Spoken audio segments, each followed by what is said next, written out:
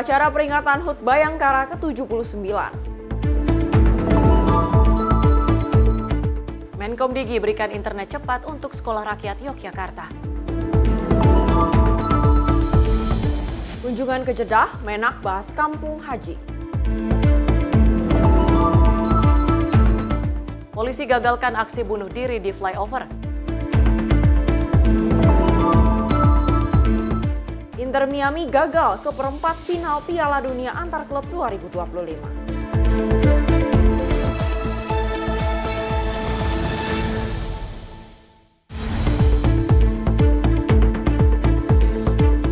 Halo, selamat malam pemirsa. Sebelum kami memberikan sejumlah informasi menarik, tentunya kami ingin mengucapkan selamat ulang tahun Bayangkara ke-79. Tentu kami berharap Polri dapat terus menjaga profesionalisme dalam penegakan hukum yang berkeadilan. Selain itu, tentunya besar harapan kami agar Polri dapat senantiasa menjadi garda terdepan daripada masyarakat untuk menyelesaikan beragam persoalan serta dapat mengayomi lebih intim. Betul sekali, selain rangkaian HUT Bayangkara yang ke-79 yang akan kami hadirkan, sejumlah informasi lainnya akan kami hadirkan diantaranya terkait dengan agenda dari Kementerian Kabinet Merah Putih. Tak hanya itu saja, ada pula mengenai peristiwa dan juga olahraga. Bersama saya Priska Priscilla. Dan saya Tiara Dianti, inilah Menyapa Indonesia Malam untuk Anda.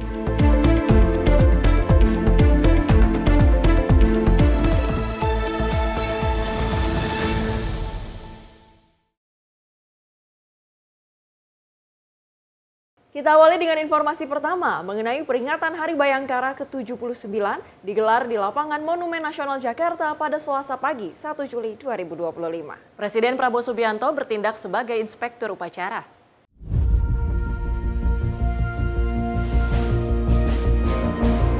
Upacara Hari Bayangkara ke-79 berlangsung hikmat di lapangan Monas, Jakarta Pusat. Presiden Republik Indonesia Prabowo Subianto memimpin langsung upacara sebagai inspektur.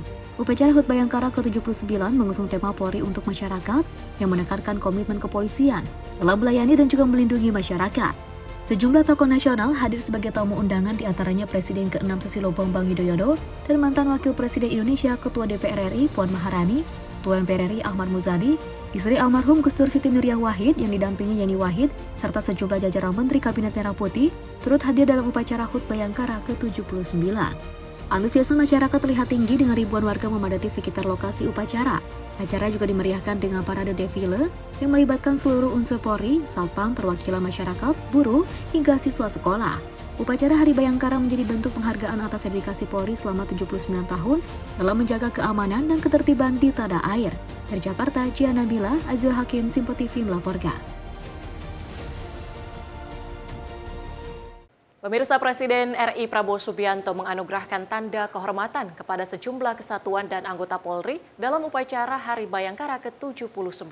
Penghargaan tersebut yakni Nugraha Sakanti diberikan kepada 7 satuan Polri, sementara Bintang Bayangkara Nararia diberikan kepada 3 anggota Polri yang dinilai berjasa dalam melaksanakan tugas.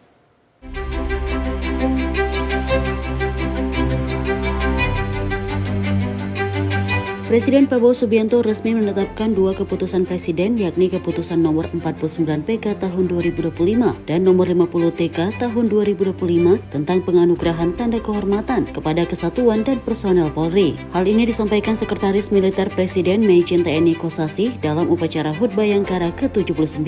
Tanda kehormatan Nugraha Sakanti diberikan kepada kesatuan yang telah berjasa di bidang tugas kepolisian dan memberikan manfaat nyata bagi kepentingan bangsa dan negara. Keputusan Presiden Republik Indonesia Nomor 49 TK Tahun 2025 tentang penganugerahan tanda kehormatan Nugraha Sakanti. Dengan rahmat Tuhan Yang Maha Esa, Presiden Republik Indonesia menimbang dan seterusnya, mengingat dan seterusnya, memutuskan, menetapkan dan seterusnya. Ke-1, menganugerahkan tanda kehormatan Nugraha Sakanti kepada kesatuan di lingkungan kepolisian sebagai penghargaan atas jasanya di bidang tugas kepolisian yang bermanfaat bagi kepentingan bangsa dan negara. Kedua dan seterusnya ditetapkan di Jakarta pada tanggal 1 Juli 2025. Presiden Republik Indonesia Prabowo Subianto. Lampiran Keputusan Presiden Republik Indonesia Nomor 49 TK tahun 2025. Nomor urut 1, Itwasum Polri. 2, Baintelkam Polri. 3, SSDM Polri. 4, Divisi Humas Polri. 5, Divisi Propam Polri. 6, Polda Aceh. 7, Polda Sumatera Selatan. Masing-masing dianugerahi tanda kehormatan Nugraha Sakanti. Terdapat 7 satuan Polri yang menerima penghargaan, yakni Itwansum Polri, Baintelkam Polri, ESDM Polri, Divisi Humas Polri, Divisi Propam Polri, Polda Aceh, dan Polda Sumatera Selatan. Selain itu, Presiden juga menganugerahkan tanda kehormatan Bintang Bayangkara Nararia kepada 3 anggota Polri atas dedikasi, keberanian, dan ketabahan yang melampaui tugas kewajiban. Dari Jakarta, Jihan Nabila Azizul Hakim, Sinpo TV melaporkan. Selanjutnya masih dalam rangkaian HUT Bayangkara ke-79, sejumlah harapan serta pesan disampaikan beberapa tokoh, mulai dari Panglima TNI Jenderal Agus Subianto, Jaksa Agung RI ST Burhanuddin, Ketua KPK Setio Budianto, hingga Ketua Dewan Pers Komarudin Hidayat. Polri dinilai selalu menunjukkan komitmen dalam memberikan pengabdian terbaik bagi negeri, serta diharapkan semakin dicintai oleh masyarakat karena pengabdiannya. Di momentum HUT Bayangkara ke-79, sejumlah harapan serta pesan disampaikan beberapa tokoh. Mulai dari Panglima TNI Jenderal Agus Subianto, Jaksa Agung RI, ST Burhanuddin, Ketua KPK Setio Budianto, hingga Ketua Dewan Pers Komarudin Hidayat. Mulai dari Panglima TNI Jenderal Agus Subianto yang juga menekankan pentingnya sinergitas bersama Polri dalam mensukseskan berbagai cita-cita bangsa Indonesia. Ia menerangkan bahwa momentum peringatan Hari Bayangkara ke-79 diharapkan semakin meneguhkan komitmen Polri untuk memberikan pelayanan terbaiknya kepada masyarakat. Semoga Polri yang presisi senantiasa terus memberikan pelayanan yang terbaik, berintegritas, melindungi dan mengayomi masyarakat, serta menjamin terciptanya masyarakat yang aman dan tertib. Sinergitas TNI dan Polri merupakan simbol kemitraan yang tangguh sebagai komitmen mendukung percepatan pembangunan nasional. Lebih lanjut, Panglima TNI Jenderal Agus Subianto menyatakan bahwa TNI akan terus bersinergi dengan Polri dalam memberikan perlindungan dan juga pengayoman terhadap masyarakat. Dengan begitu, kestabilan keamanan dan ketertiban di masyarakat akan selalu terwujud. Selain itu, Jaksa Agung RI ST Burhanuddin juga menyampaikan ucapan selamat Hari Bayangkara ke-79. Jaksa Agung berharap Polri akan terus mengayomi dan jadi pelindung bagi masyarakat. Hal itu tercermin dari tema yang diusung dalam HUT Bayangkara ke-79, yaitu Polri untuk Masyarakat. Semoga momentum ini, Kepolisian Negara Republik Indonesia senantiasa menjadi garda terdepan dalam menjaga keamanan, ketertiban, dan keutuhan bangsa. Dengan menjunjung tinggi profesionalisme, integritas, dan pengabdian tanpa henti, mari bersama wujudkan Indonesia yang lebih aman, damai, dan berkeadilan. Dirgahayu Kepolisian Republik Indonesia, jayalah Bayangkara untuk Indonesia Emas. Lebih lanjut, ia juga menyampaikan Polri ke depan diharapkan terus menjadi garda terdepan dalam menjaga keamanan dan ketertiban masyarakat. Polri juga diharapkan terus menjaga profesionalisme dalam penegakan hukum yang berkeadilan. Sementara itu, Ketua KPK Setio Budianto mengungkapkan bahwa Polri selalu menunjukkan komitmennya memberikan pengabdian terbaik bagi negeri. Menurutnya, hal ini terbukti dari pelayanan kepada masyarakat dan penindakan hukum yang selama ini dilakukan. Ia berpandangan hal itu patut diapresiasi setinggi-tingginya, sebab hingga usia yang ke-79, Polri tetap konsisten akan hal tersebut. Kami berharap di usia ke-79 ini, Polri terus memperkokoh komitmen dalam membangun kepercayaan publik, menjadi teladan dalam penegakan hukum yang bersih, serta menjadi mitra strategis dalam upaya pemberantasan korupsi. Lebih lanjut, Ketua KPK menyampaikan harapannya ke depan agar Polri terus memperkokoh komitmen dalam membangun kepercayaan publik, menjadi teladan dalam menegakkan hukum yang juga bersih serta menjadi mitra strategis dalam upaya pemberantasan korupsi. Ucapan selamat Hari Bayangkara ke-79 juga datang dari Ketua Dewan Pers Komarudin Hidayat. Ketua Dewan Pers berharap Polri semakin dicintai oleh masyarakat karena pengabdiannya kepada negeri yang selalu konsisten. Ia menerangkan bentuk komitmennya dalam memberikan pelayanan terbaik kepada masyarakat semakin menunjukkan kredibilitas Polri. Semoga ke depan Polri semakin dicintai rakyat karena kredibilitasnya, karena layanannya kepada masyarakat, sehingga Polri menjadi pintu pertama yang diketuk oleh rakyat, tempat rakyat mengadu ketika ada persoalan-persoalan. Bukannya mereka takut pada polisi, tapi hendaknya polisi justru dicintai dan dekat dengan hati rakyat. Lebih lanjut, ia menjelaskan bahwa pelayanan terbaik yang diberikan selama ini akan membuat Polri menjadi pintu pertama yang diketuk oleh rakyat. Bahkan tempat rakyat mengadu ketika ada persoalan-persoalan. Dari Jakarta, tim redaksi Simpo TV melaporkan. Dalam peringatan Hari Bayangkara ke-79, Presiden Prabowo mengimbau polisi untuk tetap profesional dan berpihak pada rakyat. Presiden Prabowo Subianto menekankan pentingnya kepolisian yang bersih, tangguh, dan dicintai masyarakat.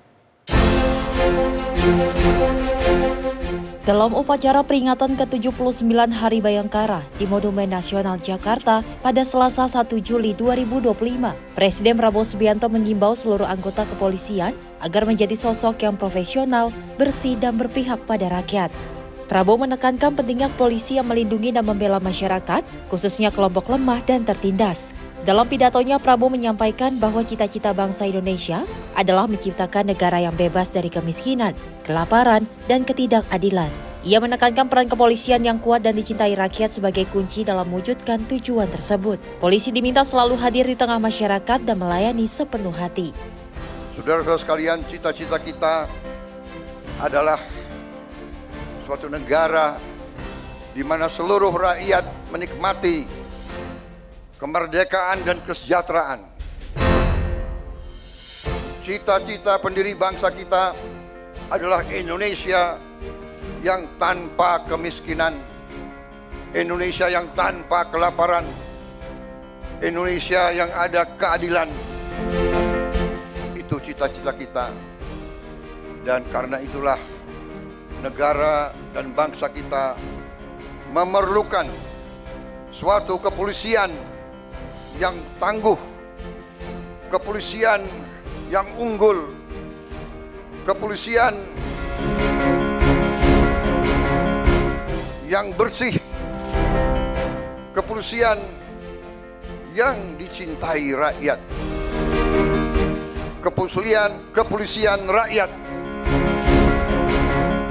selalu di tengah-tengah rakyat, selalu membela rakyat, selalu melindungi rakyat, terutama mereka-mereka yang paling lemah, yang paling tertindas, dan yang paling miskin. Saudara-saudara, lanjutkan perjuangan ini, jaga kepercayaan rakyat, selalu sekali lagi mengutamakan kepentingan rakyat di atas kepentingan yang lain. Saudara-saudara, sekali lagi, jangan sekali-sekali mengecewakan rakyat kita. Saya kira itu yang ingin saya sampaikan. Sekali lagi, selamat Hari Bayangkara ke-79. Jadilah insan Bayangkara yang rastra sewa kotama, polisi yang mengabdikan dirinya untuk kejayaan nusa dan bangsa. Sekali lagi, jadilah polisi yang dicintai rakyat. Prabowo juga mengingatkan agar seluruh anggota kepolisian menjaga kepercayaan rakyat dan mengutamakan kepentingan publik di atas segalanya. Ia menutup pesannya dengan harapan agar polisi Indonesia menjadi Bayangkara sejati yang mengabdi untuk kejayaan bangsa dan dicintai rakyatnya. Tim redaksi Simpo TV melaporkan. Prabowo juga meminta kepolisian Indonesia untuk selalu hadir di tengah masyarakat dan merasakan penderitaan rakyat. Kepala negara menegaskan Polri harus prioritaskan kepentingan rakyat dan menjaga kepercayaan masyarakat.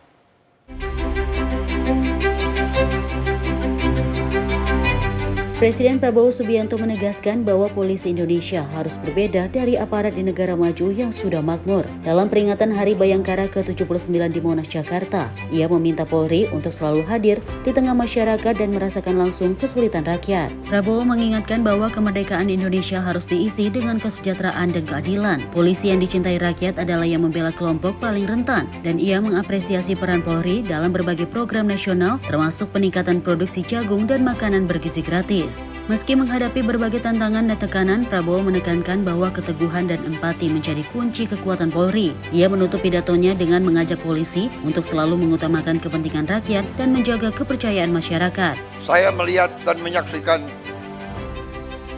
kepolisian kita sekarang sungguh-sungguh turun ke rakyat. Saya melihat sekarang kepolisian mengambil inisiatif, mengambil peran, terjun ke rakyat, bekerja di tengah rakyat, membantu meningkatkan produksi pangan bangsa kita. Untuk itu, saya ucapkan terima kasih yang sebesar-besarnya. Polisi Indonesia tidak boleh seperti polisi-polisi negara yang sudah kaya dan maju. Polisi Indonesia harus di tengah-tengah rakyat, harus merasakan penderitaan rakyat, harus merasakan kesulitan rakyat, harus mendengar jeritan hati rakyat. Karena itu, saya terima kasih. Tim redaksi Sinpo TV melaporkan. Presiden Prabowo Subianto mendapat salam hormat yang tak biasa dalam parade defile HUT Bayangkara ke-79 yang digelar di Monas pada Selasa pagi. Sebuah robot polisi canggih IK-9 memberikan hormat di depan podium kehormatan dan dibalas langsung oleh Presiden Prabowo. Inilah Robi, robot polisi Indonesia. Parade defile HUT Bayangkara ke-79 di Monumen Nasional Jakarta menyuguhkan beragam atraksi menarik dari unsur Polri dan masyarakat. Namun salah satu momen yang mencuri perhatian terjadi saat sebuah robot polisi canggih yang disebut humanoid dan IK-9 memberikan salam hormat kepada Presiden Republik Indonesia Prabowo Subianto yang saat itu bertindak sebagai inspektur upacara.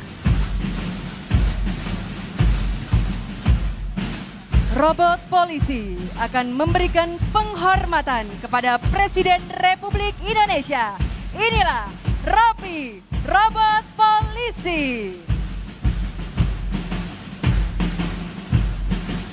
Robot humanoid dan anjing K9 tersebut merupakan inovasi Polri di bidang teknologi yang dirancang untuk membantu tugas kepolisian di lapangan, termasuk dalam deteksi objek berbahaya, pengintaian, dan patroli di area beresiko tinggi. Dilengkapi dengan sistem kamera, sensor jarak, dan kendali jarak jauh berbasis kecerdasan buatan, IK-9 merupakan simbol transformasi digital Polri menuju polisi modern dan presisi. Presiden Prabowo terlihat takjub dan tersenyum saat robot tersebut bergerak ke arah podium kehormatan, lalu mengangkat tangannya seakan memberi penghormatan. Respon Presiden Prabowo yang membalas salam hormat tersebut disambut riuh tepuk tangan dari para tamu undangan dan masyarakat yang hadir menyaksikan langsung. Robot polisi IK-9 diharapkan mampu memberikan perlindungan lebih efisien, cepat, dan aman di berbagai kondisi tantangan keamanan. Momen ini sekaligus menegaskan arah pembangunan Polri yang semakin terbuka terhadap kemajuan teknologi dan komitmen pemerintah dalam mendukung modernisasi aparat penegak hukum di Indonesia. Dari Jakarta, Jihan Nabila Azizul Hakim, Sinpo TV melaporkan. Selain itu, dalam menjaga semangat persatuan dan merawat kebinekaan bangsa, Kepolisian Negara Republik Indonesia menggelar kegiatan doa bersama lintas agama dalam rangka menyambut Hari Bayangkara ke-79. Kegiatan ini berlangsung di Auditorium Mutiara STIK Lab Diklat Polri pada 30 Juni 2025 pukul 14.00 waktu Indonesia Barat. Kegiatan doa bersama yang diinisiasi oleh SSDM Polri dihadiri oleh sedikitnya 1.200 peserta lintas agama yang terdiri dari anggota TNI Polri, tokoh agama, tokoh masyarakat, perwakilan mahasiswa, organisasi kepemudaan, dan unsur masyarakat umum. Tak hanya itu, panitia juga menghadirkan 200 anak yatim piatu dari berbagai agama sebagai simbol kepedulian sosial dan kebersamaan lintas iman. Dalam sambutannya, Karodal Pers SSDM Polri, Brigjen Pol Ertel Stepan, selaku Ketua Penyelenggara menyampaikan bahwa kegiatan ini merupakan refleksi nyata dari tema besar Hari Bayangkara tahun ini, yakni Polri untuk masyarakat. Juga memupuk kebersamaan semua elemen bangsa. Hadir di tengah-tengah kita tokoh muda moderat nasionalis, yaitu Ustadz Dr. Adi Hidayat LC.MA, PhD, yang akan memberikan ceramah kebangsaan kepada kita semua. Hadirin yang kami muliakan, untuk memohon kehadiran Allah Subhanahu wa Ta'ala, Tuhan Yang Maha Esa, agar bangsa Indonesia semakin maju, serta seluruh rangkaian kegiatan peringatan ke-79 Hari Bayangkara, baik tingkat pusat maupun kewilayahan dapat berjalan dengan lancar dan sukses. Semoga niat dan langkah kita sekalian diberikan balasan kebaikan dari Tuhan Yang Maha Esa. Amin. Ia juga menjelaskan bahwa kegiatan ini merupakan bagian dari rangkaian peringatan Hari Bayangkara ke-79 yang turut diisi dengan ajang sana, lomba-lomba edukatif, pertandingan olahraga, bazar UMKM, dan puncaknya adalah upacara peringatan yang akan digelar secara terpusat pada 1 Juli 2025 di lapangan Monas, Jakarta. Sebagai bagian dari kegiatan spiritual, para tokoh agama hadir memimpin doa bersama sesuai dengan keyakinan masing-masing, antara lain dari unsur Islam, Kristen Protestan, Katolik, Hindu, Buddha, dan Konghucu. Sementara itu dalam ceramah kebangsaan yang disampaikan oleh Wakil Ketua 1 Majelis Tablik Pimpinan Pusat Muhammadiyah, Ustadz Adi Hidayat, disampaikan apresiasi atas inisiatif mulia Polri dalam merawat persatuan bangsa melalui ruang doa lintas agama. Tidak boleh ada tapak-tapak tanah di negara kesatuan Republik Indonesia itu kecuali di dalamnya ada Polri dengan nilai-nilai kebaikan yang siap menjaga. Maka kita dorong TNI, Polri-nya kompak, kuat, dibersamai ulamanya. Kalau sudah berkumpul di hari ini, TNI-nya, Polri-nya, ulamanya, tokohnya, rohaniawannya, kita semua dalam lautan karpet kebiruan untuk menyambung keindahan alam langit Indonesia yang kita gali. Kalau belum ada keinginan kuat untuk mewujudkannya, dengan cara apa lagi dan berapa lama lagi kita difasilitasi untuk menyongsong Indonesia emas yang kita cintai. Kegiatan doa bersama ini menjadi simbol kuat kolaborasi dan semangat kebangsaan lintas sektoral dalam menjaga harmoni, sekaligus mempertegas bahwa Polri hadir bukan sekedar sebagai penjaga keamanan, tetapi juga perekat kebinekaan Indonesia. Tim redaksi Simpo TV melaporkan. Dalam rangka memeriahkan Hari Bayangkara ke-79 tahun 2025, Polres Garut menggelar lomba fashion show penyamaran unik yang penuh gelak tawa. Kegiatan ini berlangsung di halaman Mapolres Garut dengan diikuti puluhan anggota dari berbagai satuan fungsi dan polsek, jajaran yang beradu kreativitas dalam menyamarkan diri.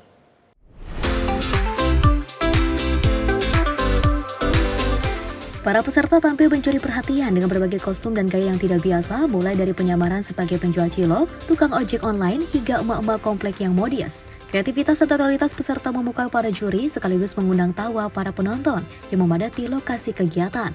Kapolres Garut AKBP Muhammad Fajar Gemilang menyampaikan bahwa lomba ini digelar sebagai bentuk hiburan internal yang juga bertujuan meningkatkan kekompakan serta kemampuan improvisasi anggota dalam bertugas, khususnya dalam penyamaran atau undercover operation. Sebagai bentuk apresiasi, panitia memberikan hadiah menarik kepada para pemenang. Juara pertama mendapatkan hadiah kulkas, disusul juara kedua dengan hadiah televisi dan hadiah hiburan lainnya untuk peserta terfavorit dan paling menghibur.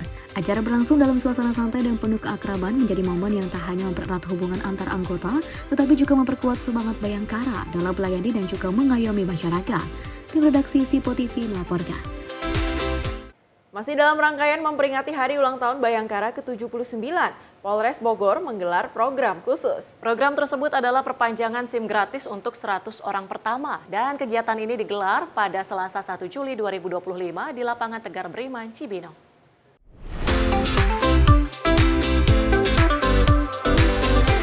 Masyarakat antusias memanfaatkan pelayanan perpanjangan SIM gratis di lapangan Tegar Beriman.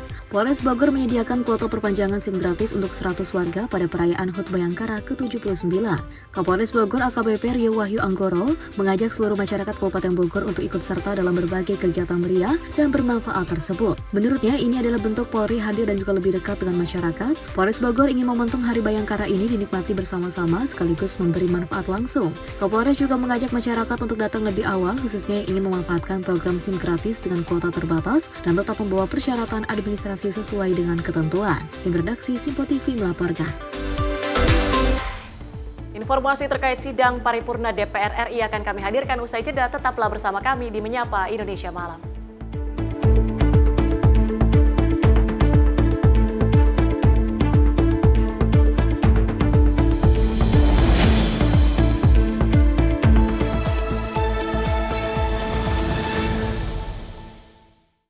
Apa kabar Makassar? Kini siaran Simpo TV telah hadir di kota Anda, Makassar, Sulawesi Selatan. Tentunya di channel digital 28 UHF. Dan pemirsa jangan lupa untuk terus melakukan scan ulang secara berkala agar tak ketinggalan dengan berbagai informasi dan tentunya program menarik di Simpo TV. Simpo TV, referensi berita politik masa kini.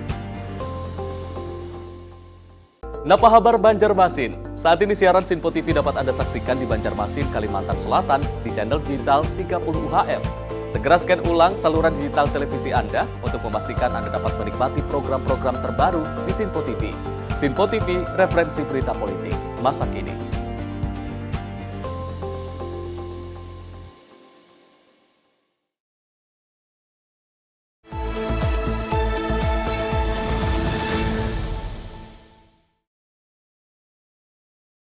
Terima kasih pemirsa, Anda masih bersama kami di Sinpo TV. Informasi kami lanjutkan mengenai DPR yang menggelar sidang paripurna ke-21 masa persidangan 4 tahun sidang 2024-2025 di Kompleks Parlemen Senayan, Jakarta pada Selasa siang. Dalam rapat tersebut membahas beberapa agenda seperti penyampaian keterangan pemerintah terhadap RUU Pertanggungjawaban APBN tahun 2024 hingga penetapan mitra kerja dan antara.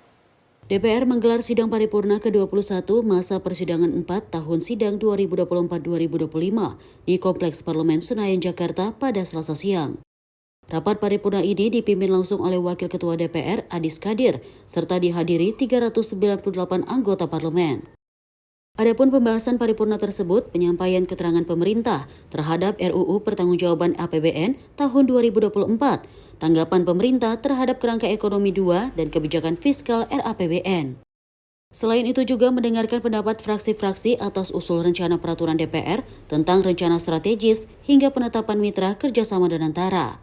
Sidang Dewan yang kami hormati, sesuai dengan hasil keputusan rapat konsultasi pengganti rapat musyawarah DPR RI antara pimpinan DPR dan pimpinan fraksi-fraksi tanggal 30 Juni 2025, acara rapat paripurna hari ini adalah 1. Penyampaian keterangan pemerintah terhadap RUU tentang pertanggungjawaban atas pelaksanaan anggaran pendapatan dan belanja negara tahun anggaran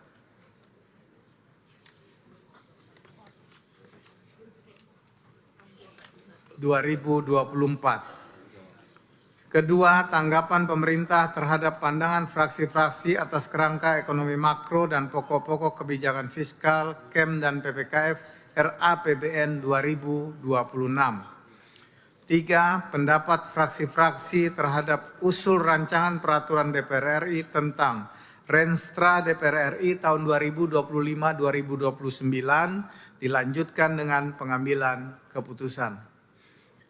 4. Penetapan mitra kerja Badan Pengelola Investasi atau BPI Daya Anagata Nusantara atau Danantara dilanjutkan dengan pengambilan keputusan. Sekarang kami akan menanyakan kepada sidang Dewan yang terhormat, apakah acara rapat tersebut dapat disetujui? Setuju. Terima kasih. Dari Jakarta, Farizal Ahmad Amin, Sinpo TV melaporkan. Pemirsa, Presiden Prabowo menegaskan bahwa listrik tenaga surya adalah kunci swasembada energi dan bergantung pada pengembangan baterai. Presiden Prabowo optimis Indonesia bisa mencapainya dalam 5 hingga 7 tahun melalui kerjasama dan pengelolaan sumber daya yang tepat. 5 tahun, paling lambat 6 tahun, 7 kita bisa swasembada energi. Saat menghadiri peresmian ekosistem industri baterai kendaraan listrik terintegrasi di Karawang, Jawa Barat pada Minggu 29 Juni 2025, Presiden RI Prabowo Subianto menegaskan bahwa listrik tenaga surya menjadi salah satu kunci utama dalam mewujudkan swasembada energi nasional. Menurutnya, listrik dari tenaga surya sangat bergantung pada pengembangan teknologi baterai. Prabowo menyatakan bahwa Indonesia memiliki potensi besar untuk mencapai swasembada energi dalam waktu singkat, yakni dalam 5 hingga 7 tahun. Ia menekankan pentingnya pengelolaan sumber daya alam secara bijak dan kerjasama dengan mitra global untuk menciptakan energi terbarukan yang ramah lingkungan. Salah satu nanti jalan kita menuju swasembada energi adalah listrik dari tenaga surya. Dan listrik dari tenaga surya ya kuncinya adalah baterai. Dari sini kita bisa menghasilkan energi terbarukan dan ramah lingkungan yang dicita-citakan seluruh dunia. Saya diberitahu oleh para pakar bahwa bangsa kita ini sungguh-sungguh bisa swasembada energi. Dan hitungan saya tidak lama. 5 tahun, paling lambat 6 tahun, kita bisa swasembada energi. Dalam sambutannya, Prabowo Subianto juga menyampaikan apresiasi atas dukungan dari berbagai pihak, termasuk mitra internasional seperti KALT dan juga Tiongkok. Ia menilai kerjasama regional sangat penting, terutama di tengah kondisi dunia yang penuh konflik, untuk menjaga stabilitas dan perdamaian kawasan. Kerjasama ini saya kira adalah sangat penting dan menguntungkan semua pihak. Di tengah dunia penuh konflik, kawasan kita penuh perdamaian. Tim redaksi Simpo TV melaporkan. Selain itu, Presiden Prabowo juga minta percepat hilirisasi industri untuk memenuhi harapan rakyat akan kemajuan cepat. Ia juga menekankan pentingnya kerjasama dengan Tiongkok dalam pengembangan energi ramah lingkungan.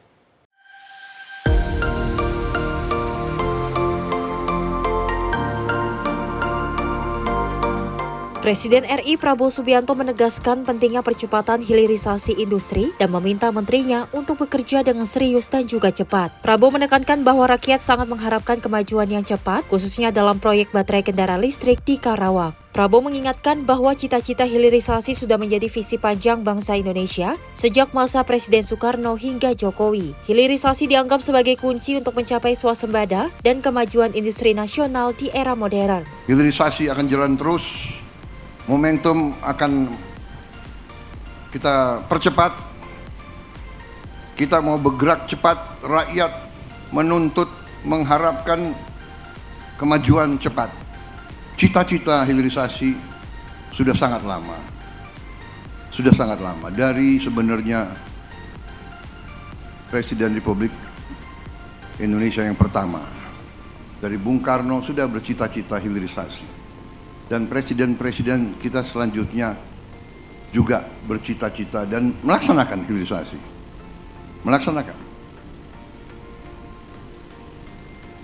Dan terakhir, pendahulu saya, Presiden Republik Indonesia yang ke-7, Pak Joko Widodo, lebih menekankan pentingnya hilirisasi dan memulai secara nyata program hilirisasi di era sekarang, di era abad ke-21 ini. Di sisi lain, Prabowo juga menyoroti pentingnya kerjasama internasional, terutama antara Indonesia dan Tiongkok, dalam mengembangkan energi terbarukan yang ramah lingkungan. Ia menyebut kolaborasi ini sebagai terobosan besar yang patut diapresiasi. Dari Tiongkok,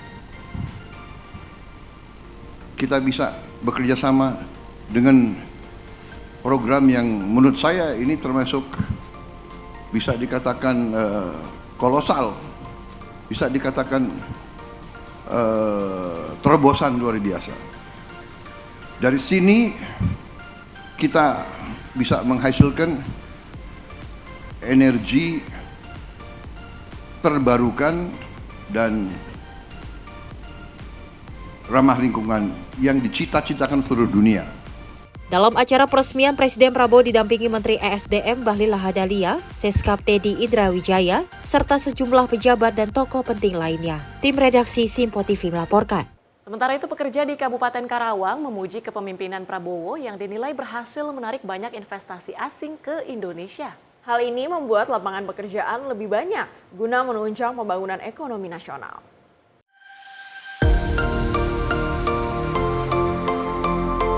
Presiden RI Prabowo Subianto disambut antusias masyarakat saat meresmikan proyek ekosistem baterai kendaraan listrik hasil kerjasama KALT dan Indonesia Battery Corporation di Karawang, Jawa Barat. Kehadiran Prabowo dinilai membawa semangat baru bagi para pekerja. Salah satu pekerja, Gaga Randi, yang menjabat sebagai warehouse supervisor di Departemen PMC, mengaku bangga bisa bertemu langsung dan berjabat tangan dengan Presiden. Momen tersebut sebagai pengalaman berharga bagi dirinya dan rekan-rekan kerja. Randi juga memuji kepemimpinan Prabowo yang dinilai berhasil menarik investasi asing ke Indonesia untuk mendorong pembangunan ekonomi di berbagai daerah, khususnya Karawang, Jawa Barat. Ia menambahkan bahwa perusahaannya akan bekerja sama dengan Dinas Ketenagakerjaan untuk membuka lebih banyak lapangan kerja guna menunjang pembangunan ekonomi nasional. Perasaan saya sangat senang sekali, terutama ini adalah momen besar bagi kami, bagi perusahaan kami, dan bisa bertemu langsung dan bahkan bisa berjabat tangan langsung dengan Kepala Negara Republik Indonesia, yaitu Bapak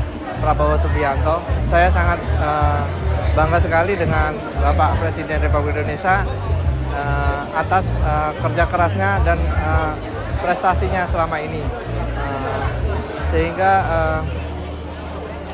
banyak menarik investasi asing yang datang ke Indonesia. Kami pun juga akan bekerja sama dengan Disnaker terutama dan menciptakan lapangan tenaga kerja baru. Tim redaksi Simpo TV melaporkan. Selain itu, Presiden Prabowo juga menegaskan Indonesia memilih menjaga perdamaian di tengah konflik global dan mengutamakan kerjasama dengan semua pihak. Prabowo juga mengingatkan pentingnya prinsip bahwa memiliki banyak teman lebih baik daripada memiliki musuh. Tidak ada kemakmuran bisa kita capai tanpa perdamaian. Prabowo menekankan bahwa Indonesia selalu mengedepankan kerjasama dan kolaborasi dengan semua pihak. Ia juga mengingatkan pentingnya prinsip bahwa memiliki banyak teman lebih baik daripada memiliki musuh sebagai dasar hubungan dengan bangsa lain. Selain itu, Prabowo juga mengajak semua pihak untuk mempercepat hilirisasi industri demi mewujudkan kesejahteraan nasional. Ia berkomitmen untuk mempercepat langkah agar kemajuan ekonomi dapat dirasakan oleh seluruh rakyat. Di tengah dunia penuh konflik, kawasan kita penuh perdamaian dan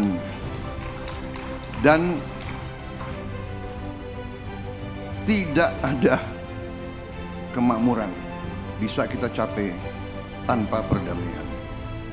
Dan Indonesia selalu memilih kerjasama, selalu memilih kolaborasi, selalu memilih jalan tengah. Terima kasih sekali lagi. Hilirisasi akan jalan terus. Momentum akan kita percepat. Kita mau bergerak cepat. Rakyat menuntut, mengharapkan kemajuan cepat. Tim redaksi Simpo TV melaporkan. Dari Menteri Luar Negeri Sugiono menegaskan bahwa posisi Indonesia saat ini menolak segala bentuk penjajahan. Menurutnya, hal ini sesuai dengan komitmen Prabowo Subianto saat dilantik menjadi presiden untuk selalu terlibat aktif dalam menciptakan perdamaian dunia.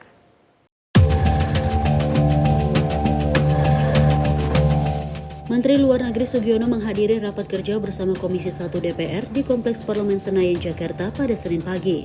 Dalam rapat tersebut, Sugiono menegaskan bahwa posisi Indonesia saat ini menolak segala penjajahan di atas dunia sesuai yang tercantum dalam konstitusi.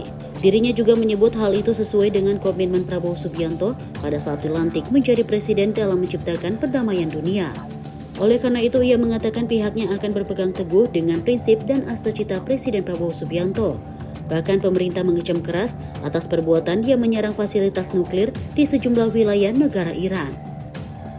Dalam menyikapi situasi yang terus berkembang ini, Indonesia memposisikan diri jelas seperti yang tercantum di dalam konstitusi kita bahwa Indonesia menolak segala bentuk penjajahan di atas dunia dan Indonesia akan selalu terlibat aktif dalam usaha-usaha menciptakan perdamaian dunia.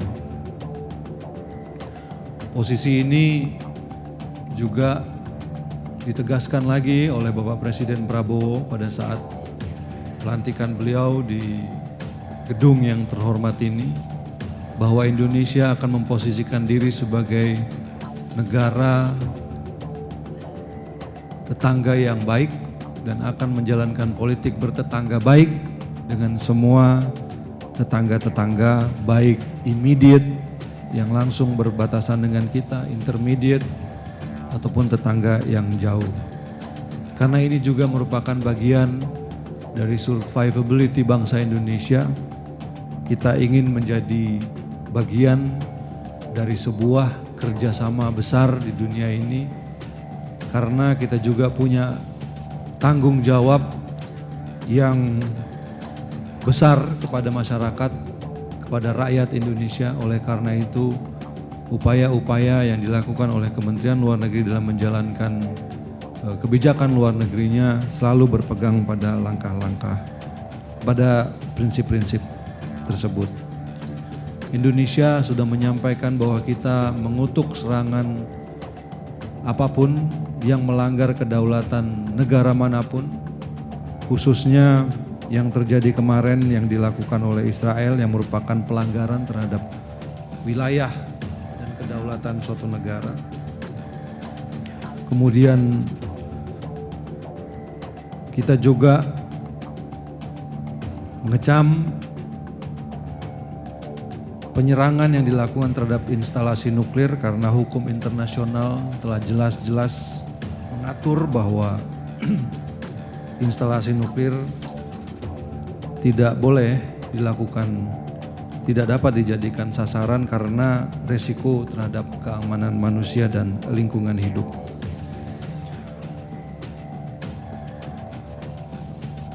Dan juga membahayakan rezim non-proliferasi senjata nuklir dan traktat non-proliferasi senjata nuklir.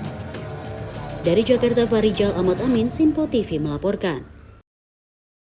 Berikutnya dari Menteri Koordinator Bidang Pembangunan Manusia dan Kebudayaan, Agus Harimurti Yudhoyono, meninjau langsung program penyediaan hunian terjangkau di Brazil. Program ini dinilai inspiratif dalam menjawab kebutuhan perumahan masyarakat berpenghasilan rendah. Kunjungan ini diharapkan membuka peluang kerjasama strategis antara Indonesia dan Brazil, khususnya dalam pengembangan kota yang inklusif, berkelanjutan, dan ramah lingkungan.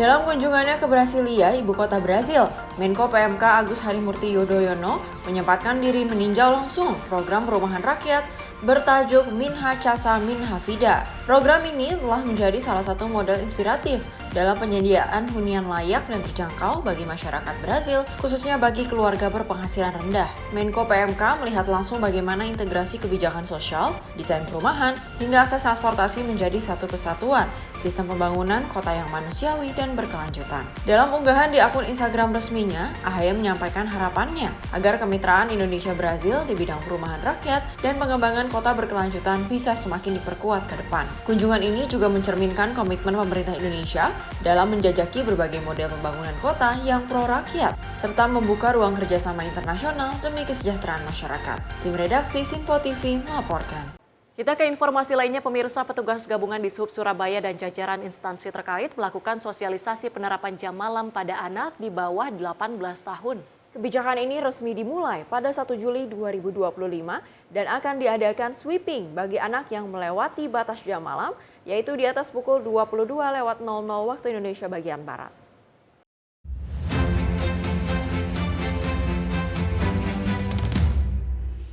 Sosialisasi penerapan jam malam anak dilakukan oleh petugas gabungan Dinas Perhubungan Surabaya dan jajaran instansi terkait. Penerapan jam malam pada anak ini akan diberlakukan pada anak usia di bawah 18 tahun. Kebijakan ini resmi dimulai pada 1 Juli 2025 dan akan diadakan sweeping bagi anak yang masih keluyuran dan yang melewati batas jam malam, yaitu di atas pukul 22.00 waktu Indonesia Barat. Nantinya bagi anak yang terjaring sweeping akan dilakukan pembinaan atau mengikuti program rumah perubahan. Tim redaksi Simpo TV melaporkan. Beralih ke Menkom Digi, Mutia Hafid serahkan bantuan internet cepat untuk 2 sekolah rakyat di Yogyakarta guna dukung pendidikan digital. Program ini akan diluncurkan Presiden Prabowo Subianto pada 14 Juli 2025 sebagai bagian transformasi digital nasional.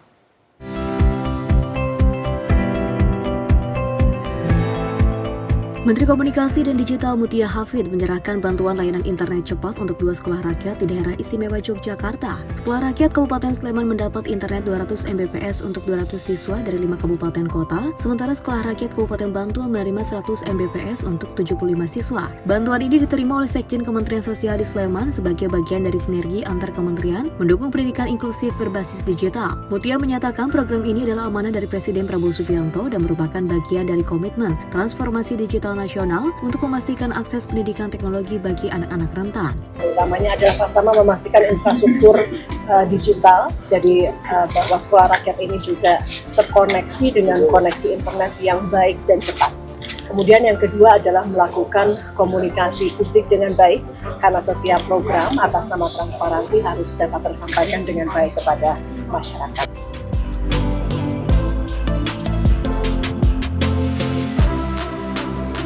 tunggu hasilnya.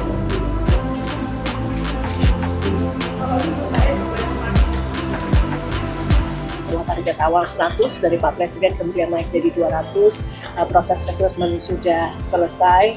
Hari ini kita juga akan memberikan arahan kepada para orang tua dan juga anak-anak. Teman-teman tadi sudah lihat fasilitasnya, insya Allah semuanya sudah siap untuk tahun ajaran yang akan segera dimulai. Program Sekolah Rakyat akan diluncurkan resmi oleh Presiden Prabowo Subianto pada 14 Juli 2025. Menkom DIY didampingi jajaran kementerian memastikan dukungan teknis infrastruktur digital terus dimonitor agar sekolah dapat beroperasi sebagai smart school dengan layanan internet yang memadai. Tim redaksi Simpo TV melaporkan.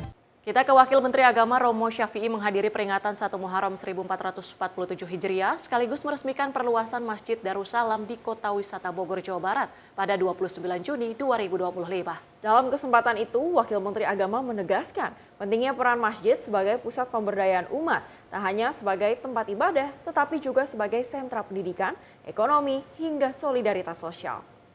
Wakil Menteri Agama Romo Syafi'i menghadiri peringatan Tahun Baru Islam 1 Muharram 1447 Hijriah sekaligus meresmikan perluasan Masjid Darussalam di kawasan Kota Wisata Bogor, Jawa Barat pada Minggu pagi 29 Juni 2025. Dalam sambutannya, Romo Syafi'i menegaskan bahwa masjid hari ini tak cukup hanya sebagai tempat ibadah. Lebih dari itu, masjid harus mampu memberikan dampak nyata bagi umat, baik dalam bidang ekonomi, pelayanan kesehatan, pendidikan, maupun solidaritas sosial. Perluasan Masjid Darussalam ini diharapkan mampu menjawab kebutuhan masyarakat sekitar akan ruang spiritual dan sosial yang lebih luas. Baca sejarah tentang masjid sejak mulai zaman Rasulullah, zaman sahabat sampai kepada yang terakhir Khalifah Utsmani. Masjid bukan hanya untuk tempat ibadah makhluk. Ini adalah tempat pembinaan akidah umat, pembinaan pemahaman keilmuan umat, tempat pengembangan kemampuan di bidang ekonomi, di bidang politik, dan di bidang yang lain. Dan tentu di dalamnya ada klinik dan juga pelayanan sosial. Sehingga umat Islam yang sedang resah itu akan bahagia datang ke masjid. Umat Islam yang butuh bantuan modal usaha, dia akan datang ke masjid. Umat Islam yang punya kemampuan intelektual tapi kurang biaya, dia akan datang ke masjid. Dan umat Islam yang tidak sehat, butuh pelayanan kesehatan tapi tidak punya kemampuan, dia juga melirik masjid sebagai tempat dia mendapatkan pelayanan. Wamenak juga menyampaikan harapannya agar masjid menjadi pusat kebaikan yang makmur dan dimakmurkan, serta mampu menjadi cahaya penerang bagi lingkungan sekitar. Turut hadir dalam kegiatan ini Ketua MPR RI, Haji Ahmad Muzani, Kepala BPH RI, Haji Muhammad Irfan Yusuf Hashim, Gubernur Jawa Barat Haji Dedi Mulyadi, dan Bupati Bogor, Haji Rudi Susmanto bersama para tokoh masyarakat lainnya. Tim redaksi Simpo TV melaporkan. Balik DPR RI dorong wujudkan keadilan bagi petani, singkong jadi prioritas. Informasi lengkapnya usai jeda sesaat lagi.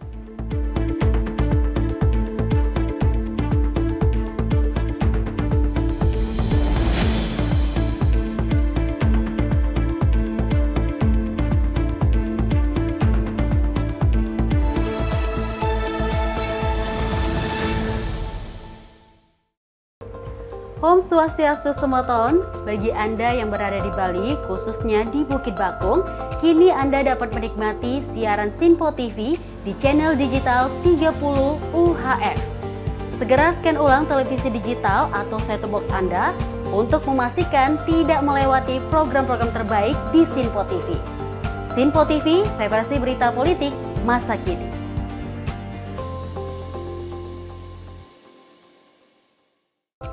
Horas Maju Ajo Medan.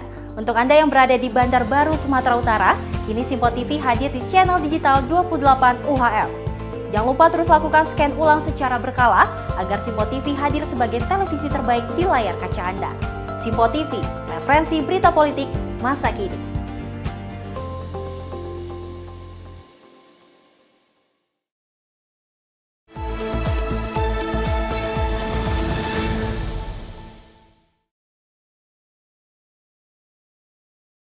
Anda kembali menyaksikan Menyapa Indonesia Malam. Pemirsa, Menteri Agama Nasaruddin Umar bertolak ke Jeddah membahas penyelenggaraan haji termasuk rencana pembangunan Kampung Haji Indonesia di Mekah. Langkahnya dinilai strategis dan mendapat apresiasi dari pemerintah Arab Saudi.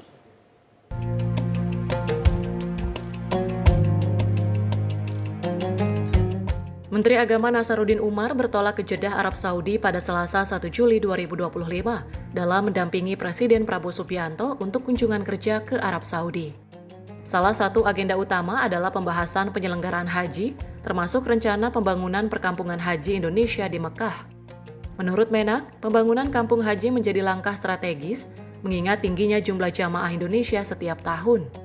Ia menyebut lebih dari 1,5 juta jamaah umroh dan 220.000 jamaah haji berasal dari Indonesia. Gagasan ini dinilai penting untuk memperkuat pelayanan jamaah secara berkelanjutan. Menak juga mengungkapkan apresiasi dari pemerintah Arab Saudi terhadap penyelenggaraan haji Indonesia. Bahkan, jamaah Indonesia dinilai sebagai yang paling tertib. Ia berharap kerjasama bilateral dalam bidang haji dan umroh semakin erat dan memberi manfaat besar bagi umat Islam di Indonesia. Berikan apresiasi bahwa pada akhirnya jamaah haji Indonesia itu dinilai paling tertib. Dan insya Allah mohon doanya juga semoga pembicaraan Bapak Presiden dengan pemerintah Saudi Arabia, MBS terutama, akan lebih bagus perspektifnya di kemudian hari, di masa-masa akan datang. Karena kita akan berbicara tentang sesuatu yang sangat monumental, yaitu perkampungan haji untuk dan umrah tentunya ya, untuk masyarakat Indonesia. Kita bisa bayangkan 1.500.000 orang umrah setiap tahun dan 220.000 orang lebih jamaah haji setiap tahun. Nah, tentu memang sudah saatnya Indonesia memikirkan pemukiman yang lebih konstruktif ya di kemudian hari. Tim redaksi Sinpo TV melaporkan.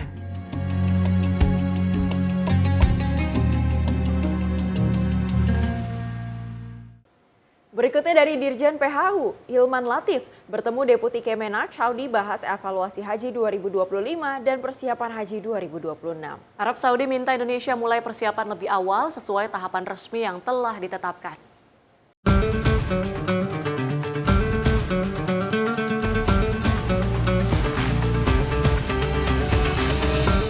Dirjen Penyelenggaraan Haji dan Umroh sekaligus penanggung jawab PPIH Arab Saudi Hilman Latif bertemu dengan Deputi Kementerian Haji dan Umroh Arab Saudi Hasan Munahkira.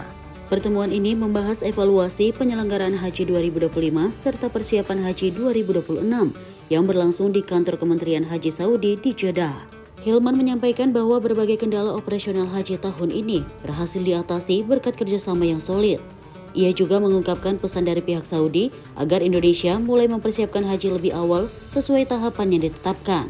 Ya, insya Allah kami juga ingin menyampaikan bahwa tadi bertemu dengan Kementerian Haji Saudi Arabia dan tentu saja mendiskusikan hal-hal yang terjadi tahun ini, dan kami semua bersyukur atas pertolongan Allah Subhanahu wa taala dengan kerja keras berjibaku bahu-membahu. Sebagian besar persoalan yang muncul pada saat operasional bisa kita selesaikan bersama-sama. Tentu Kementerian Haji dan Umroh Saudi Arabia berpesan pada kita dan seluruh stakeholders untuk mempersiapkan sedari awal, lebih dini, dari mulai tahapan-tahapan yang sudah ditetapkan oleh Kerajaan Saudi, ya, dari mulai penetapan kuota, kemudian juga penetapan lokasi di masyair, kemudian juga persiapan kontrak, penentuan jamaah, pelunasan, dan lain-lain, memang disarankan bisa dilakukan lebih awal. Tentu kami akan menyampaikan ini kepada stakeholders yang terkait untuk penyelenggaraan Haji 1447 Hijriah, dan mudah-mudahan kita semua diberikan kemudahan untuk itu. Arab Saudi telah memberikan timeline resmi untuk pelaksanaan Haji 1447 Hijriah 2026 Masehi, mulai dari penetapan kuota, lokasi masyair, hingga pelunasan jemaah. Hilman menegaskan akan menyampaikan hal ini kepada seluruh pihak terkait di Indonesia. Tim redaksi Sinpo TV melaporkan. Pemirsa, Riono, anggota Balik DPR RI menegaskan pentingnya perlakuan adil terhadap petani singkong agar bisa melakukan swasembada layaknya beras. Ia menyarankan agar semangat keadilan tersebut dapat diturunkan ke dalam bentuk peraturan daerah dengan kolaborasi antara DPRD, pemerintah daerah, asosiasi petani, dan pelaku usaha.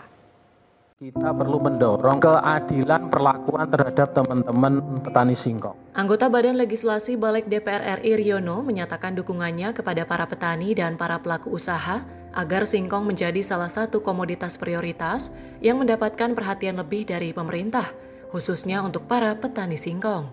Ia menyampaikan hal tersebut dalam rapat dengar pendapat umum Balik DPR RI dengan Gubernur Lampung dan Ketua Perhimpunan Pengusaha Tepung Tapioka Indonesia di Gedung Nusantara 1 DPR RI Senayan, Jakarta pada Rabu 25 Juni 2025. Lebih lanjut, legislator yang juga anggota Komisi 4 DPR RI ini menyinggung Undang-Undang Nomor 18 Tahun 2012 tentang pangan yang saat ini tengah direvisi oleh Komisi 4 DPR RI. Ia mengusulkan agar singkong ditetapkan sebagai komoditas pangan prioritas nasional, mengingat singkong merupakan salah satu dari 77 sumber karbohidrat lokal yang potensial menjadi pangan masa depan Indonesia. Undang-Undang 19 tahun 2013 tentang pemberdayaan dan pelindungan petani, kita perlu mendorong untuk adanya keadilan perlakuan terhadap teman-teman petani singkong. Sama dengan teman-teman petani beras, petani padi.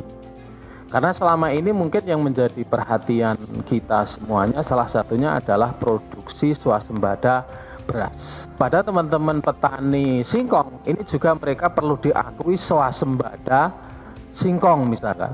Kapan ini akan bisa tercapai? Kalau kemudian ada keadilan perlakuan terhadap teman-teman petani kita, baik dari sisi perlindungan maupun pemberdayaan, saya rasa kawan-kawan petani, asosiasi, teman-teman pengusaha, pemerintah daerah, dan juga DPRD akan selaras bagaimana kemudian mengimplementasikannya dalam bentuk peraturan daerah salah satunya. Nah, yang kedua, di Undang-Undang 18 tahun 2012 tentang pangan, sekarang yang sedang diubah ketiga oleh Komisi 4, ini juga kita berharap nanti singkong itu menjadi salah satu produk komoditi prioritas.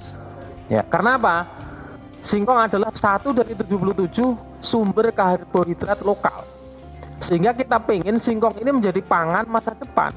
2045 kita pengen Indonesia ini menjadikan pangan lokal sebagai pangan masa depan. Bukan kembali kemudian tergantung beras, tapi singkong ini menjadi salah satu produk komoditas penting. Tim redaksi Sinpo TV melaporkan. Informasi selanjutnya dari Kantor Komunikasi Kepresidenan atau Presidential Communication Officer mengajak mahasiswa untuk lebih melek akan literasi digital hingga mencegah terjadinya disinformasi. Hal tersebut ditegaskan oleh Kepala PCO Hasan Nasbi saat acara PCO Goes to Campus di Universitas Al-Azhar pada Senin siang.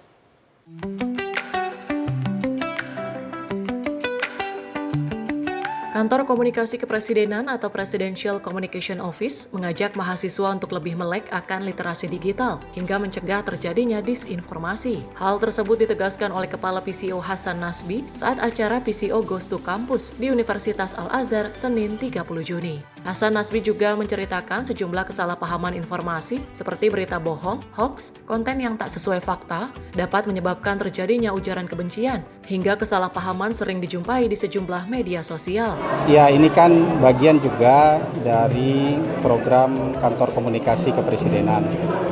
Kita memang punya program PCO Goes to Campus. Kan sharing tentang berbagai macam hal dengan para agen perubahan. Karena para mahasiswa ini kan agen-agen perubahan dan calon pemimpin. Jadi mereka sedari dini juga kita ajak untuk sharing. Sharing tentang pendapat mereka, dan sharing apa yang juga mungkin kebijakan-kebijakan atau apa yang dilakukan dari sisi pemerintah. Kalau hari ini kita lebih banyak berdiskusi soal literasi digital, ya, literasi digital untuk mencegah DFK dan juga untuk mencegah brain rot Dan saya melihat tadi antusiasmenya adik-adik di kampus Universitas Al-Azhar Indonesia itu sangat tinggi ya. Hasan juga menilai untuk mencegah dan memerangi berita hoax perlu dan dibutuhkan peran dari mahasiswa yang bisa berpikir kritis dalam melek terhadap isu dan bisa andil dalam memilah dalam menyebarkan mana berita yang baik dan mana berita yang tidak sesuai fakta. Dari Jakarta, Dio Malau, Sinpo TV melaporkan. Pemirsa, memasuki hari terakhir pemutihan pajak kendaraan, ribuan warga Kota Bogor masih antri di kantor Samsat Kota Bogor, Jalan Pengadilan Kota Bogor pada Senin siang. Sementara, Kepala Bagian Pendapatan Daerah Samsat Kota Bogor mengaku program pemutihan pajak ini akan diperpanjang sesi kedua mulai tanggal 1 Juli hingga September mendatang.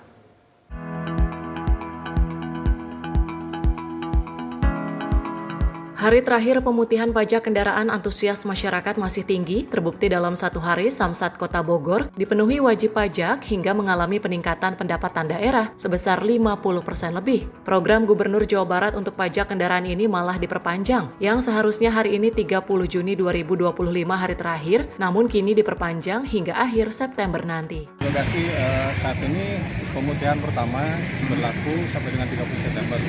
Animo masyarakat memang luar biasa, tapi ada beberapa masyarakat juga yang sudah tahu bahwa pemutihan itu akan diperpanjang sampai dengan tanggal 31 September. Jadi hari ini tidak terlalu ramai seperti apa yang diprediksi. Tetapi masyarakat alhamdulillah jangan takut karena pemutihan diperpanjang sampai dengan tanggal 31 September. Jadi masih ada waktu. Tercatat dalam sehari ada sekitar 1.000 hingga 1.700 orang datang ke Samsat Kota Bogor untuk memenuhi kewajibannya membayar pajak. Kesadaran masyarakat akan pajak ini menambah pendapatan pemerintah daerah sebesar 1,7 miliar per hari atau naik 50% dari hari biasa tanpa ada program pemutihan pajak. Dari pagi. Bayar pajak apa tahunan? 5 tahun. Oh, 5 tahunan. Gimana Pak menurut Bapak di sini pelayanan Pak? Antrinya lama ya. Ali, warga Sukaraja, mengaku rela antri selama berjam-jam demi supaya pajak kendaraan roda terbayar dengan adanya program ini. Diharapkan dengan adanya pemutihan pajak ini, masyarakat khususnya Jawa Barat bisa terbantu dan kendaraannya lebih jelas terdaftar sebagai wajib pajak. Dari Bogor, tim kontributor Sinpo TV melaporkan. Berikutnya dari Menteri Koordinator Bidang Pembangunan Manusia dan Kebudayaan, Agus Harimurti Yudhoyono, yang meninjau langsung program penyediaan hunian terjangkau di Brazil. Program ini dinilai inspiratif dalam menjawab kebutuhan perumahan masyarakat berpenghasilan rendah. Kunjungan ini diharapkan membuka peluang kerjasama strategis antara Indonesia dan Brazil, khususnya dalam pengembangan kota yang inklusif, berkelanjutan, dan ramah lingkungan.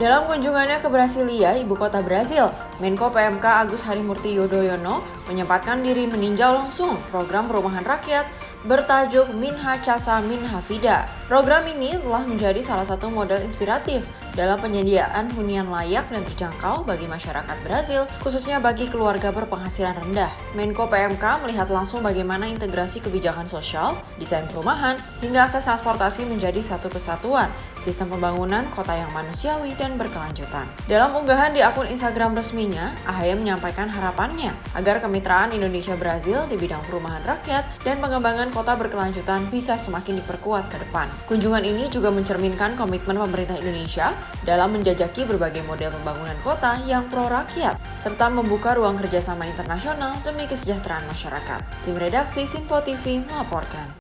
Dari Menteri Pemuda dan Olahraga Dito Aryo Tejo hadir dalam ajang Beyond Combat Showbiz Volume 5 sebagai bentuk konsistensi pemerintah mendukung perkembangan olahraga tarung di Indonesia. Kehadiran Menpora di arena Beyond Combat menegaskan komitmen pemerintah dalam pembinaan atlet dan industri olahraga nasional.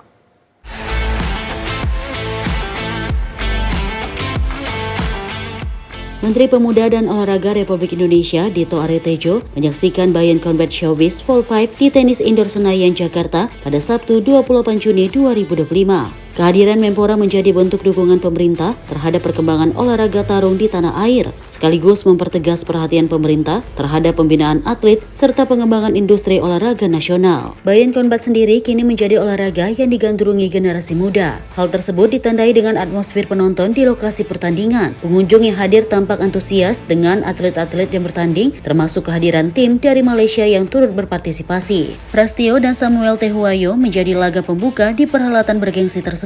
Lalu dilanjutkan dengan Jordan Boy bertemu dengan Amarul. Duel yang ditunggu-tunggu publik adalah pertarungan antara Ajis Kalim berhadapan dengan Jackson Carmela alias KKZ. Partai pemungkas di kelas 61 kg ini akhirnya dimenangkan Ajis Kalim. Ajis Kalim menang setelah Dewan Juri memutuskan lewat angka mutlak unanimous decision. Gelar juara kick striking nasional secara resmi menjadi milik Ajis. Bayan Combat Showbiz sendiri merupakan salah satu wadah utama bagi para petarung lokal untuk unjuk gigi dan mendapatkan pengalaman lebih luas. Tim redaksi Simpo TV melaporkan.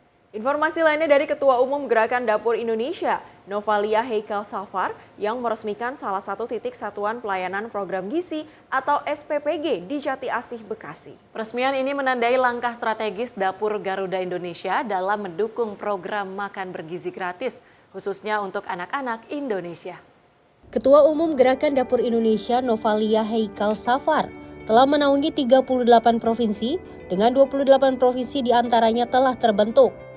Novalia menjelaskan Dapur MBG Jatisari mampu menyuplai makanan bergizi gratis ke 20 sekolah, mulai dari SD hingga SMA. Balita stunting dan ibu menyusui di Posyandu dengan total penerima manfaat mencapai kurang lebih 4.000 siswa per hari. Dirinya juga menjelaskan misi utama Dapur Garuda Indonesia, yaitu menciptakan lapangan pekerjaan, menggerakkan UMKM secara berkelanjutan, dan memberikan edukasi gizi yang baik bagi anak-anak untuk mencerdaskan bangsa. Program MBG diharapkan menjadi solusi nasional dalam membangun generasi Indonesia yang sehat, kuat, dan berdaya saing tinggi, sekaligus memperkuat kolaborasi antara pemerintah, masyarakat, dan dunia usaha. Jumlah sekolah kita kurang lebih 20 sekolah. 20 sekolah. Kurang Di titik ini apa aja? SMP atau SMA? Dari TK, SD, SMP, SMA, dan ada stunting dan ibu menyusui, balita, Posyandu juga. Kalau untuk siswa total berapa siswa? Siswa kurang lebih 4.000 orang. Saat ini kita terbentuk di 28 provinsi yang insya Allah akan memberikan edukasi kepada dapur-dapur yang sudah ada di Indonesia. Khususnya untuk program Anak Indonesia di program Bapak Prabowo. Mudah-mudahan insya Allah program ini menjadi program terbaik buat kita semua, buat anak bangsa. Visi misi saya adalah bagaimana menciptakan lapangan pekerjaan, bagaimana menciptakan UMKM yang berjalan dengan baik, bagaimana memberikan edukasi yang baik buat anak-anak, khususnya untuk gizi anak-anak yang insya Allah mencerdaskan anak bangsa, sehingga generasi penerus bangsa Indonesia menjadikan moto terbaik buat kita semua. Dari Jakarta, Quinita Putri, Rona Bayu, Simpo TV melaporkan. Kepala Badan Gizi Nasional Dadan Hindayana menyatakan program makan bergizi gratis sudah mencapai 5,58 juta penerima manfaat dan optimis akan mencapai 82,9 juta pada bulan November. Selain itu, Badan Gizi Nasional memastikan anggaran untuk program MBG tersedia dan aman. Kepala Badan Gizi Nasional Dadan Hindayana telah mencatat kemajuan pesat program makan bergizi gratis yang saat ini sudah melayani 5,58 juta penerima manfaat hanya dalam jangka waktu 6 bulan. Dirinya beroptimis program ini dapat mencapai target 82,9 juta penerima pada akhir November. Menurutnya keberhasilan ini dikarenakan oleh kesiapan anggaran, penambahan sumber daya manusia, serta pembangunan infrastruktur. Pemerintah juga telah memastikan ketersediaan anggaran aman, serta 30.000 SDM yang direkrut akan rampung pada pertengahan Juli, sehingga awal Juli kecepatan program akan meningkat secara eksponensial. Program infrastruktur menjadi kunci ketiga dalam program MBG. Saat ini Badan Gizi Nasional sedang memverifikasi 22.000 pengajuan SPPG. Alhamdulillah, program makan bergizi sampai hari ini sudah mencapai melayani 5,58 juta hanya dalam waktu 6 bulan, dan itu sudah hampir setara dengan memberi makan seluruh penduduk Singapura. Target kita adalah 82,9 juta dan insya Allah akan kita capai di akhir November. ada 3 kunci sukses makan bergizi, yaitu 1 anggaran, 2 SDM, yang ketiga infrastruktur. Anggaran sudah tidak perlu didiskusikan karena Pak Presiden sudah menyiapkan semuanya. Kemudian SDM sedang kami didik sebanyak 30.000 yang akan selesai di pertengahan Juli, sehingga pada awal Agustus percepatan program makan bergizi akan eksponensial karena SDM-nya sudah akan siap 33.000 secara keseluruhan Pak Menko. Dan infrastrukturnya menjadi kunci yang ketiga, dan insya Allah di gairah masyarakat luar biasa. Kami sekarang sedang berusaha memverifikasi 22.000 pengajuan, sehingga kalau 50% saja bisa diloloskan di bulan Juli ini, maka di Agustus itu minimal 8.000 satuan pelayanan pengolahan gizi yang melayani kurang lebih 20 juta sudah bisa terjadi di Agustus. Dari Jakarta, Kwinita Putri, Rona Bayu, Sinpo TV melaporkan. Tim SAR berhasil temukan korban hanyut di pantai Sumedang. Informasi selengkapnya usai jeda, tetaplah bersama kami di Menyapa Indonesia Malam.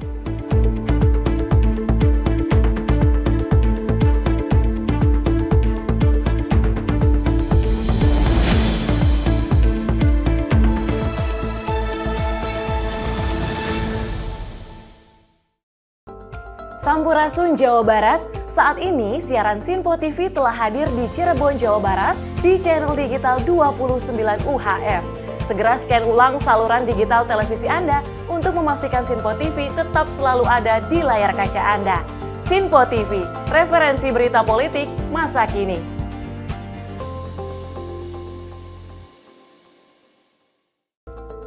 Via kabaran Des Jawa Tengah, bagi Anda yang berada di Gombel, Jawa Tengah, siaran Sinpo TV kini telah hadir di channel digital 30 UHF. Segera scan ulang televisi digital Anda agar Anda bisa menikmati berbagai program menarik dari Sinpo TV. Sinpo TV, referensi berita politik masa kini.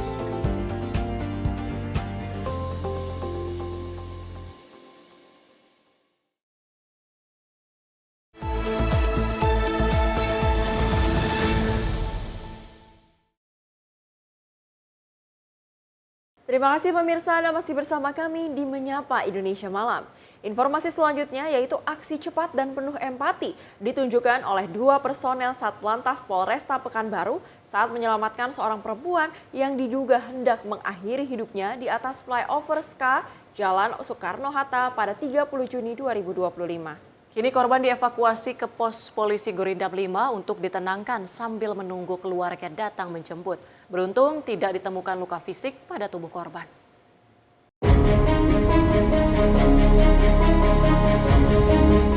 Aksi cepat dan penuh empati ditunjukkan 2 personil Satlantas Polresta Pekanbaru saat menyelamatkan seorang perempuan yang diduga hendak mengakhiri hidupnya di atas flyover SK Jalan Soekarno-Hatta pada Senin sore.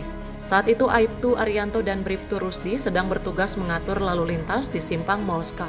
Mereka melihat kerumunan warga di atas jembatan layang dan segera mendekat, menyadari adanya situasi darurat. Keduanya segera bergerak ke lokasi dan berhasil menggagalkan aksi nekat tersebut. Wanita tersebut lalu dievakuasi ke pos polisi Gurindam 5 untuk ditenangkan sambil menunggu keluarga menjemputnya.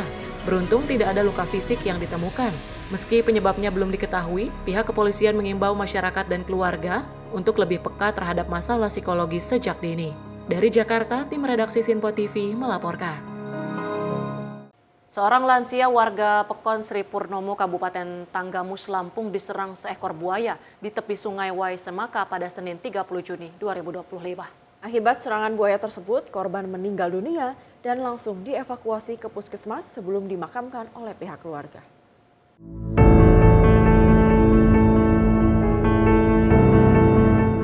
Korban bernama Wasim 80 tahun diduga turun ke sungai untuk buang air usai membersihkan rumput di kebun belakang rumahnya yang berbatasan langsung dengan sungai. Tiba-tiba seekor buaya besar muncul dan langsung menyeretnya ke tengah sungai. Warga yang melihat kejadian histeris dan berusaha menyelamatkan korban dengan melempari buaya menggunakan batu dan kayu. Buaya akhirnya melepaskan tubuh korban, namun korban sudah dalam keadaan meninggal dunia. Jenazahnya langsung dibawa ke puskesmas untuk pemeriksaan sebelum diserahkan kepada keluarga untuk dimakamkan. Warga berharap pemerintah segera menangani kemunculan buaya liar yang kian meresahkan dan membahayakan warga sekitar. Dari Jakarta, tim redaksi Sinpo TV melaporkan. Selanjutnya 4 pendaki yang sempat dikabarkan tersesat akhirnya berhasil ditemukan oleh tim SAR gabungan pada Senin 30 Juni 2025. Penemuan ini mengakhiri kekhawatiran keluarga dan menjadi titik terang setelah pencarian intensif dilakukan. 4 remaja yang tersesat di Gunung Batu Karo, Kecamatan Penebel, Kabupaten Tabanan, Bali, akhirnya berhasil ditemukan dengan selamat dan dievakuasi oleh tim petugas SAR Bali dan masyarakat setempat. Keempat pendaki ini bernama Ketut Ganes Sandiago, 18 tahun, Danielo Cristiano Baskoro Sebulan, 16 tahun, Happy Ratna Utami, 18 tahun, dan Nika Dik Sintia Dewi, 18 tahun. Keempatnya berangkat dari Denpasar dan memulai pendakian dari jalur desa Pujungan berdasarkan motor yang terparkir, namun selanjutnya tak ada kabar. Diketahui tim SAR mendapatkan informasi adanya pendaki tersesat dari orang tua korban yang mendapatkan kabar langsung melalui handphone dan sudah berada di daerah Sarinbuana, Pura Jatiluwi. Para pendaki berhasil dievakuasi sekitar pukul 9:15 WITA dan telah diserahkan kepada pihak keluarga. Tim redaksi Sinpo TV melaporkan. Pemirsa, sesosok mayat tanpa identitas ditemukan mengapung di aliran Sungai Lubuk Minturun, Kecamatan Koto Tangah, Kota Padang pada 30 Juni 2025. Penemuan jenazah tersebut menggegerkan warga dan segera dilaporkan ke pihak kepolisian. Tim SAR gabungan mengevakuasi mayat laki-laki tanpa identitas yang ditemukan mengambang di Sungai Lubuk Minturun, Kecamatan Koto Tangah, Kota Padang, Provinsi Sumatera Barat pada Senin 30 Juni 2025. Informasi penemuan mayat diterima oleh Basarnas dari anggota Polsek Koto Tangah Ridwan pada pukul 17.05 waktu Indonesia Barat. Evakuasi berjalan lancar dan tanpa kendala berarti. Jenazah korban berhasil dievakuasi dan dibawa ke Rumah Sakit Bayangkara Padang pada pukul 18.30 waktu Indonesia Barat untuk keperluan identifikasi lebih lanjut. Proses evakuasi turut melibatkan gabungan instansi, yakni Polsek Koto Tangah, Babinsa Koto Tangah, PMI Kota Padang, Rumah Zakat, BPBD Kota Padang, dan Basarnas Padang. Tim redaksi Sinpo TV melaporkan. Selanjutnya tim Basarnas mengevakuasi 2 jenazah bocah yang sebelumnya dilaporkan hilang setelah terseret arus dan tenggelam saat mandi laut di Pantai Ngeloknya, Kabupaten Aceh Besar. Evakuasi berlangsung pada hari ketiga pencarian korban, di mana kedua korban ditemukan pada dalam rentang waktu yang berbeda. 2 bocah yang menjadi korban tenggelam di Pantai Longa, Kabupaten Aceh Besar, ditemukan dalam kondisi meninggal dunia pada Senin 30 Juni 2025. Kedua korban ditemukan sekitar 1 km dari lokasi korban tenggelam. Diketahui kedua korban bernama M. Ozi Mahardika 8 tahun dan M. Amar Faujan 7 tahun warga Maulabo. Keduanya tenggelam pada Sabtu 28 Juni lalu saat berenang di objek wisata Pantai Longa bersama kedua orang tuanya. Keduanya diduga terseret arus dan dinyatakan hilang. Kedua korban ditemukan di lokasi terpisah, di mana pukul 3.00 waktu Indonesia Barat, tim SAR gabungan menemukan korban M. Amar Faujan dalam kondisi meninggal dunia, terdampar di pantai Pulau Kapuk Longa. Sementara korban kedua M. Ozi Mahardika kembali ditemukan dalam kondisi meninggal dunia, terapung sejauh kurang lebih dari 1,2 km dari lokasi awal kejadian. Saat ini kedua korban dievakuasi ke rumah duka. Tim redaksi Sinpo TV melaporkan.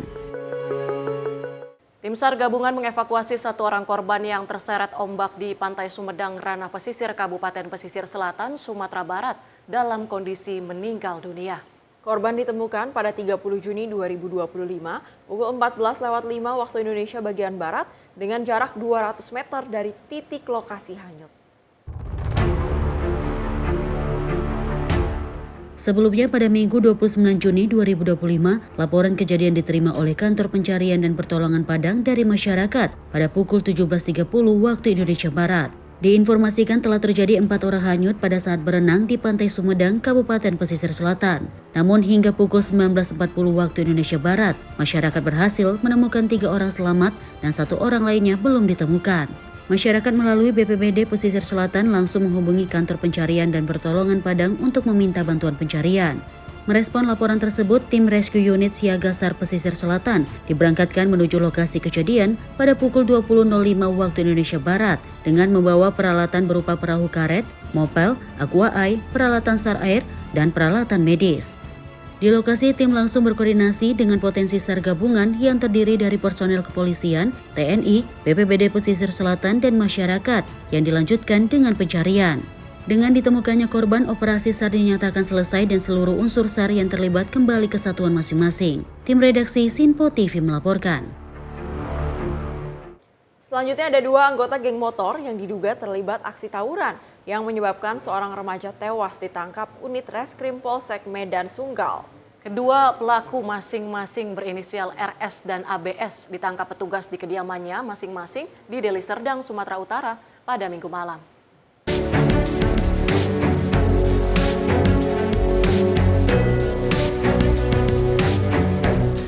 Dalam penangkapan tersebut, petugas terpaksa menembak kedua kaki tersangka RS karena berusaha melawan saat ditangkap di rumahnya di Jalan Orde Baru, Sunggal, Deli Serdang, Sumatera Utara. Kedua pelaku juga diketahui terlibat dalam kasus pembegalan terhadap pengendara sepeda motor di Jalan PDAM Tirta Nandi Sunggal, Deli Serdang, Sumatera Utara pada 16 Juni 2025 lalu. Kapolrestabes Medan Kombes Pol Gideon Arif Setiawan pada Senin sore mengatakan, kedua pelaku merupakan anggota geng motor yang kerap melakukan aksi begal di wilayah Deli Serdang dan juga Medan. Dalam menjalankan aksinya, kedua tersangka bersama 6 rekannya lain tergolong sadis. Dengan menggunakan senjata tajam, para anggota geng motor ini mengancam para korban yang melawan. Geng motor RNR yang pada bulan Oktober tahun 2024 juga melakukan tawuran yang mengakibatkan seorang meninggal dunia. Dalam proses pengejaran, beberapa kelompok yang belum tertangkap ini juga melakukan tindak pidana yang lain, yaitu pada tanggal 16 Juni 2025 melakukan pencurian dengan kekerasan. Modus memotong korban jalan raya, kemudian mengancam dengan senjata tajam dan merampas sepeda motor. 2 dari yang ditangkap, 1 masih berumur 17 tahun. Dari penangkapan kedua tersangka, petugas menyita barang bukti senjata tajam dan sepeda motor hasil kejahatannya. Dari Medan, Sumatera Utara, tim kontributor Simpo TV melaporkan.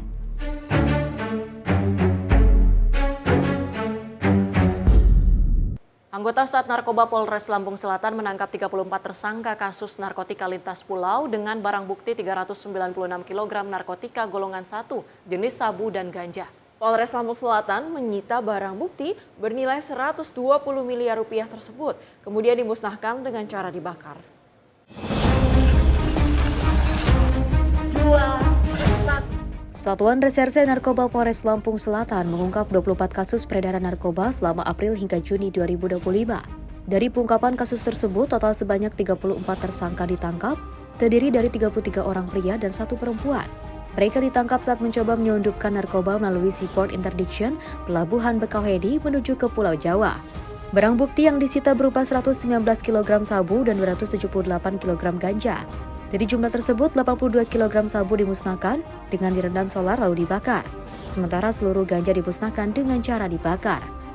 Barang bukti sabu dan ganja, untuk sabu itu sebanyak 119,91 kg dan ganja ini 276,4 kg. Ini hasil kegiatan kita, kegiatan rutin ditingkatkan selama bulan April sampai dengan bulan Juni 2025. Memang banyaknya kita pengungkapan di Seaport Bakauheni. Ya, kurang lebih sebesar 120 miliar lebih ya untuk barang bukti yang kita lakukan penyitaan ya pada bulan April sampai dengan bulan Juni 2025 ini ya. Untuk jumlah jiwa yang bisa kita selamatkan dari jumlah barang bukti yang ada kurang lebih sebanyak 578.000 jiwa ya kita bicara. Kalau jumlah tersangka semuanya Kapolres? Kini seluruh tersangka ditahan di Mapolres Lampung Selatan dan dijerat Undang-Undang Nomor 35 Tahun 2009 tentang narkotika dengan ancaman hukuman minimal 5 tahun hingga hukuman mati. Dari Lampung Selatan, kontributor Simpo TV melaporkan. Berikutnya ada unit Reskrim Polsek Palmerah yang menangkap seorang ibu muda yang tega membuang bayinya yang baru lahir di Jalan Anggrek, Kemanggisan, Jakarta Barat. Polisi mengungkap motif pembuangan bayi itu lantaran pelaku menutupi aib dan malu melahirkan bayi hasil hubungan gelap.